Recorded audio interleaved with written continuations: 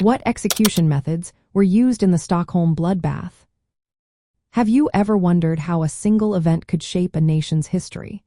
The Stockholm Bloodbath is one such event that left a lasting mark on Scandinavia. This grim episode took place on November 8th and 9th in the year 1520. It was a mass execution ordered by Danish King Christian II, targeting Swedish nobles and clergy.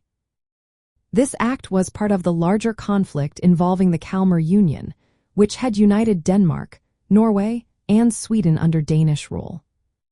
The primary method of execution during the Stockholm Bloodbath was beheading. This method was common for capital punishment in Scandinavia at that time. The beheadings occurred in the town square of Stockholm, where victims were gathered for a public display of power.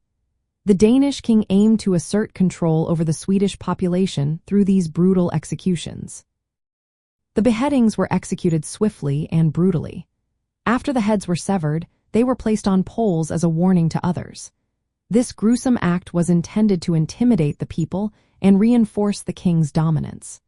The bodies of those executed were left in the square until they were eventually removed and burned nearby. This was because the victims were considered heretics and could not be buried in holy ground.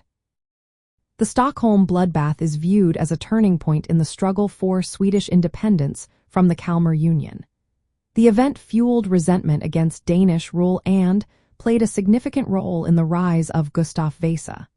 His leadership marked the beginning of the end for the Kalmar Union and the establishment of Sweden as a separate nation. In summary, the execution methods used in the Stockholm Bloodbath were primarily beheadings, carried out in a public square to instill fear and control.